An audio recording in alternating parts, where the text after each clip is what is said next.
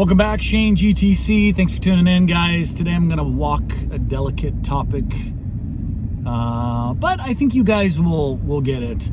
I would argue you're not a true car enthusiast if you haven't owned and driven a manual.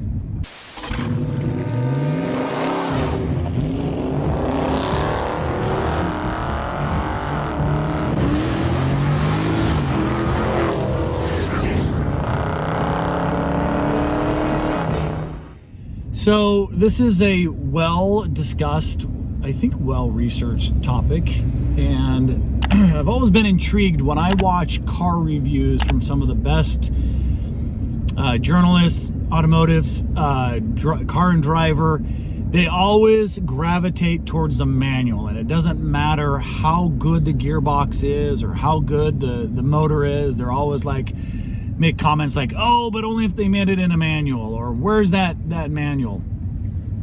And I've had many manuals. I think I've owned, at least a half a dozen manuals in my life. But I was always intrigued by saying all these advances and how lightning fast these shifts are, and there is still this missing piece, and that missing piece is the connectivity, the engagement of the driver feeling like they have that ultimate control over the car. So it really comes down to driver engagement is that missing piece. The real question is, can you really be a car enthusiast or call yourself a car enthusiast if you've never driven a manual or owned a manual? My answer to that is, I don't think so. And I'm going to try and build a case.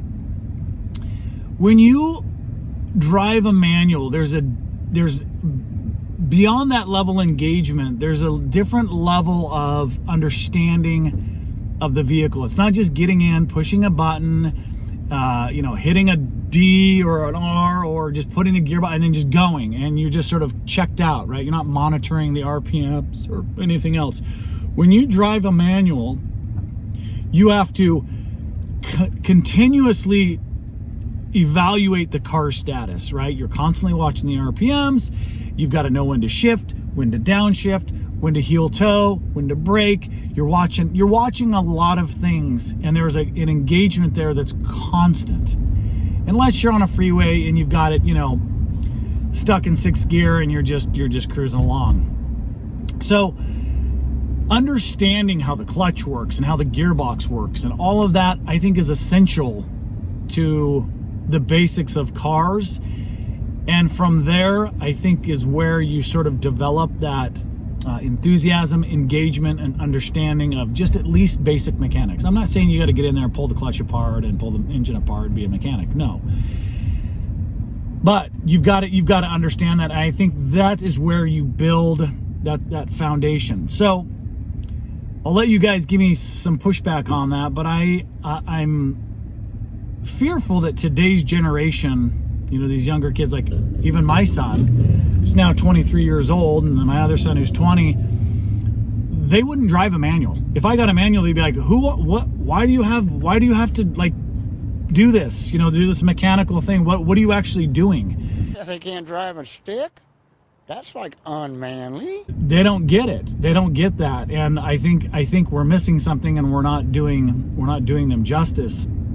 And now with this big shift to EVs, hybrids, I think manuals are becoming a zebra. They really are. It's kind of a lost art of, how to drive a clutch or how to drive a manual. So let's talk about some pros and cons, and then we can revisit at the end of, sort of summarize everything. But my position is, you're not a true car enthusiast if you haven't driven a manual, and I'm going to stick to that. So let's talk about some pros and cons. So pros of a manual. A, we should have already touched upon it, greater control, or at least a sense of greater control of the vehicle.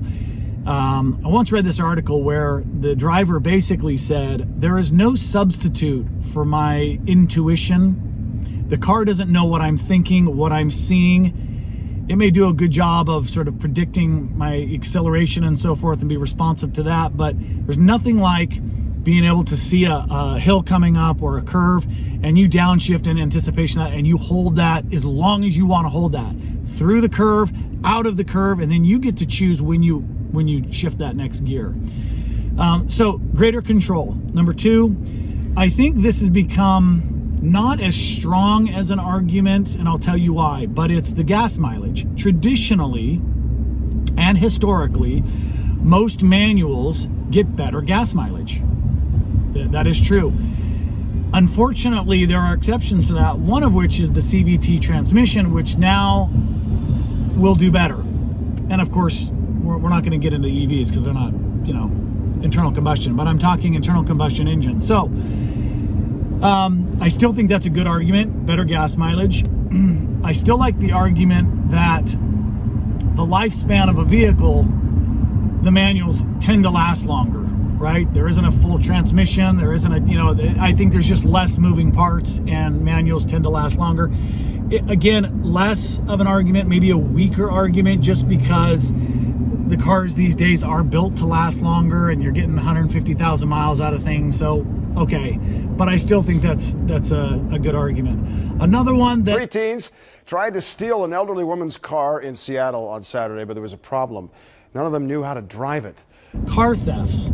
I think if somebody's gonna, steal a car, the manual transmission, especially with the younger generation, may be a bit of a theft deterrent. They may think twice about, it's got a manual. 70-year-old Nancy Fredrickson was grabbing something from the trunk of her car when suddenly she saw a gun inches from her face. She dropped her keys and says 3 teens jumped into her Kia.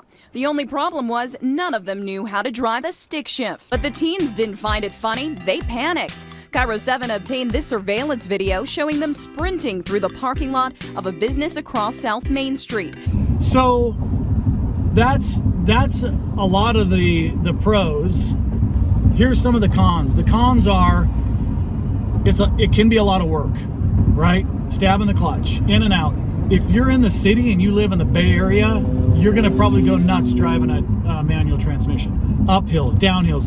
It's tough to start on a hill.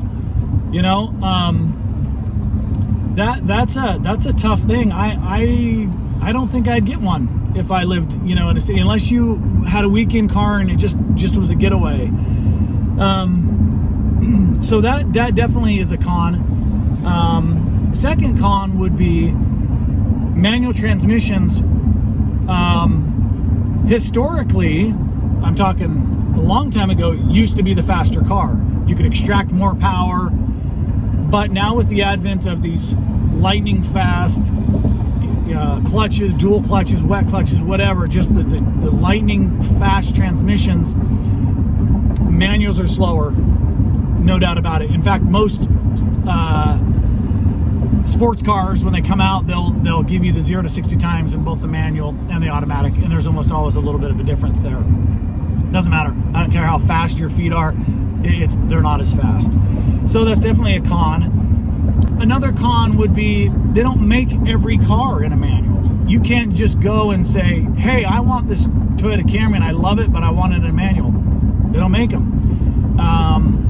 They don't make a Dodge Charger in a manual. Although Fast and Furious would tell you otherwise with a Charger Hellcat manual. Punch it!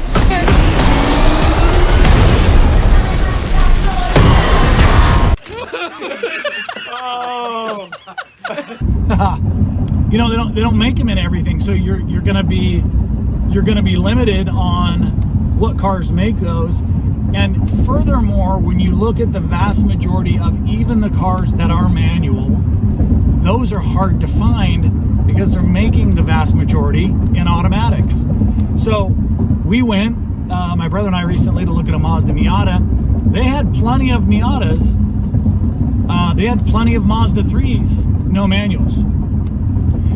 They just don't order them. People don't want them anymore, I guess. Again, not car enthusiasts, right, that are driving those, or driving the automatics. So that's kind of where my brain has been at with this, and I guess I was thinking about it because if you watch my brother's recent video here, he just ordered an RT manual, and we drove a 2014 manual, and it was magic. It was so fun. And you know what's interesting is he hasn't driven a manual for forever, a decade, I don't know, before he drove this one. And it was like he never forgot. It was like riding a bike. He looked like he'd been driving a manual every day.